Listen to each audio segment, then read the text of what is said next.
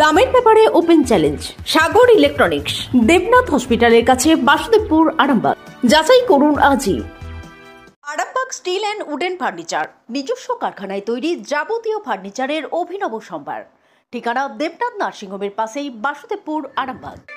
বিরাট কোহলির পা জড়িয়ে ধরে শ্রীঘরে ঠাঁই হলো আরামবাগের এক যুবকের। ঘটনা রাঁচির স্টেডিয়ামের। ভারত দক্ষিণ আফ্রিকা ম্যাচ চলাকালীন বিরাট কোহলির কাছে গিয়ে পা জড়িয়ে ধরায় পুলিশের হাতে গ্রেপ্তার হলো আরামবাগের মধুরপুর আদিবাসী পাড়ার যুবক সৌভিক মুর্মু।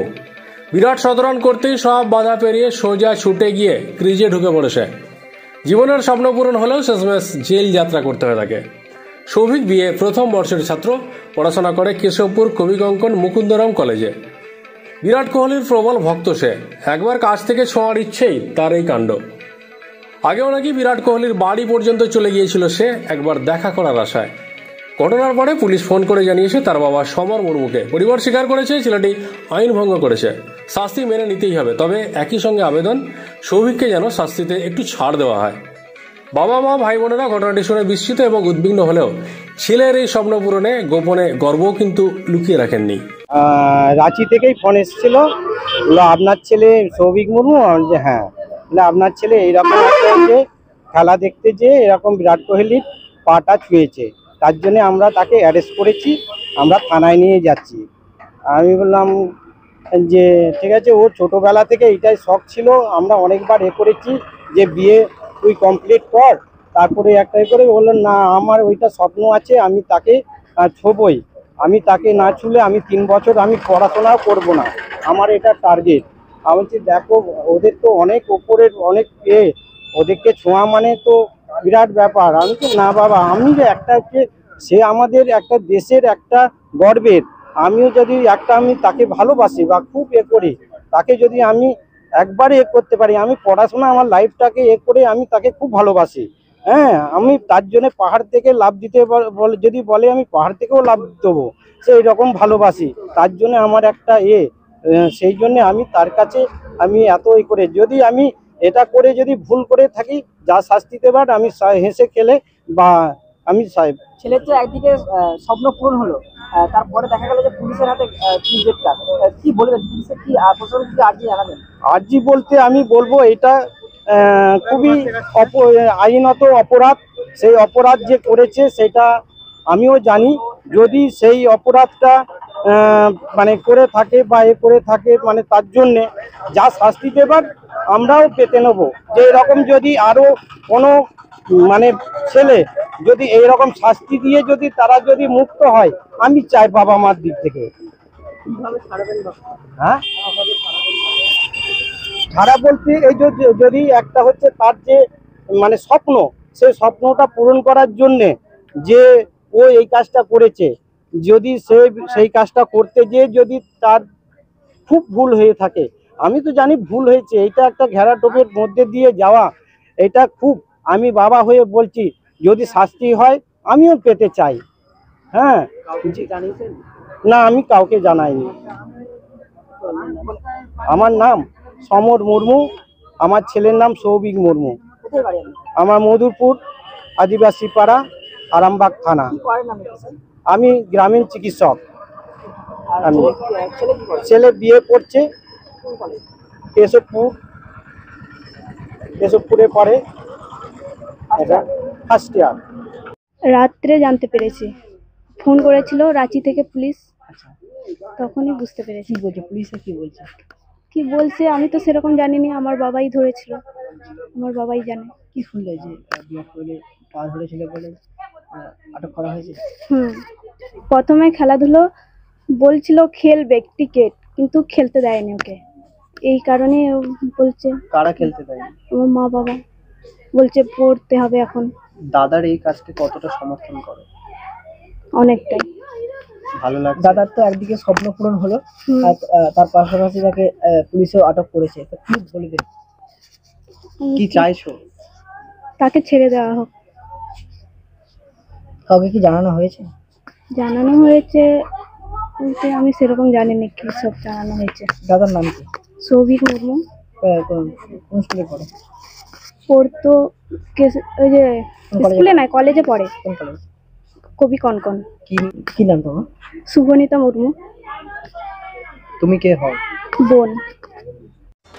আপনাদের ভালোবাসার আর এক নাম চন্দন জুয়েলার্স। চন্দন জুয়েলার্স, আরামবাগ, সদরঘাট, হুগলি। পরশু দিনকে বেরিয়েছিল, কালকে খেলা দেখেছিল।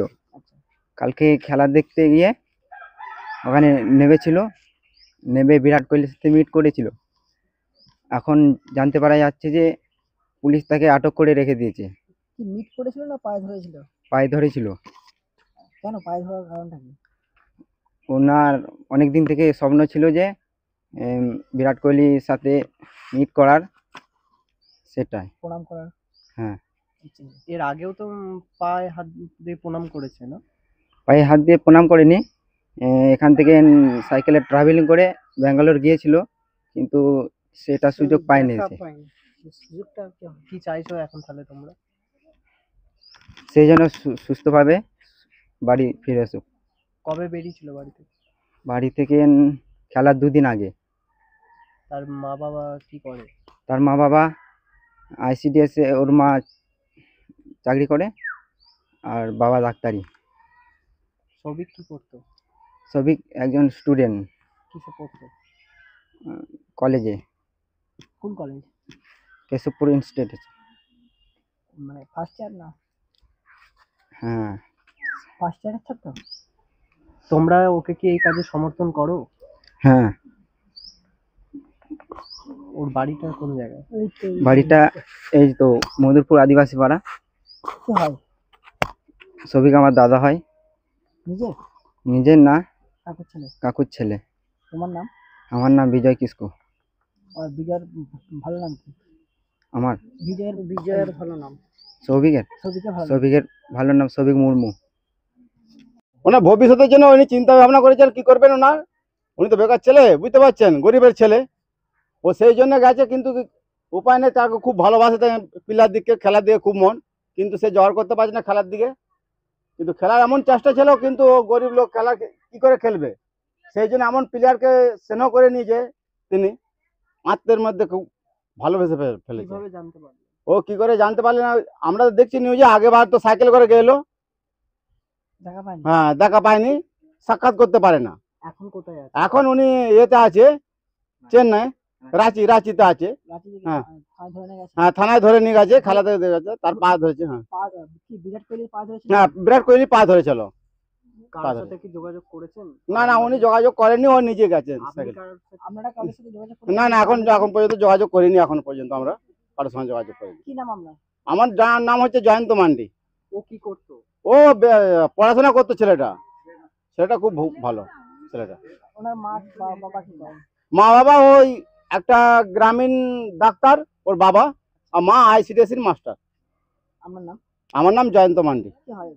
আমার এটা লাতি হয় হিসেবে, পাড়ার।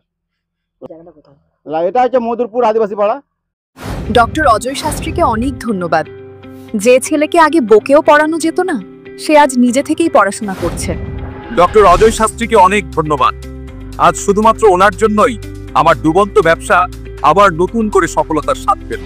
আমাদের একমাত্র মেয়ের বিয়ে হচ্ছিল না, কিন্তু আজ সে সুখের সংসার করছে। ধন্যবাদ ডক্টর অজয় শাস্ত্রীকে। এনাদের মতো যদি আপনারাও জীবনে সুখের পরশ পেতে চান, তাহলে আজই স্ক্রিনে দেওয়া নম্বরে কল করে যোগাযোগ করুন ডক্টর অজয় শাস্ত্রীর সঙ্গে। জীবনের কঠিন মুহূর্তে আপনাকে সঠিক পথে পরিচালিত করবেন আন্তর্জাতিক খ্যাতিসম্পন্ন স্বর্ণপদক ও স্বর্ণ মুকুট প্রাপ্ত ডক্টর অজয় শাস্ত্রী।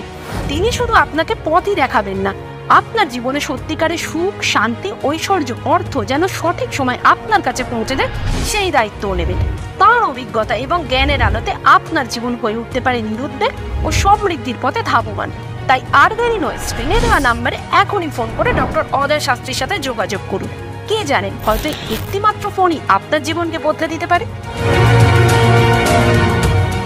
চুড়ি, তুমি নারীর প্রিয় সব উৎসবে। বাউটি, বালা, চূড়, মান্তাসা দেখলাম মন ভরে। জনপ্রিয়তায় আজও সেরা মিনা করা ঝুমকা। কানে দিলাম কানপাশা, পূরণ হলো সব আশা। হাতের আঙুলের আংটি নানা ডিজাইনে পাবে। ঐতিহ্যবাহী নেকলেস আজও মনে ধরে, জড়োয়া সীতাহার সবার নজর কাড়ে। তাই তো বিয়েতে পেলে এত গয়না সবার মনে ধরে।